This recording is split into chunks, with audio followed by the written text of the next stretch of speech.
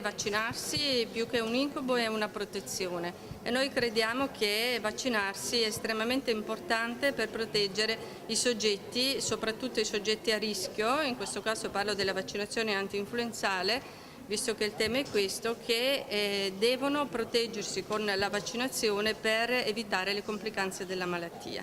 È diventato un incubo la comunicazione del rischio. E in questo caso l'associazione temporale fra alcuni decessi e la somministrazione del vaccino naturalmente nuoce a quella che è poi il vero significato della vaccinazione, che è quello di proteggere e di non danneggiare invece la popolazione. Il nuovo vaccino è comunque un cocktail diverso rispetto a quello degli anni scorsi?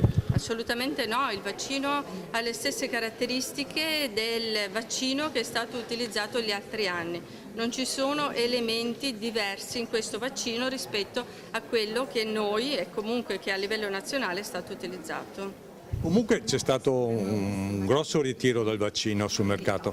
Sì, c'è stato un ritiro che è stato definito cautelativo perché al momento, come dicevo, c'è solo un'associazione temporale. Tra l'altro legata anche al fatto che ci troviamo in inverno dove circolano anche altri virus e si tratta di soggetti che erano soggetti anziani con altre patologie e che contemporaneamente però, visto che è il periodo della campagna antinfluenzale, hanno anche effettuato il vaccino.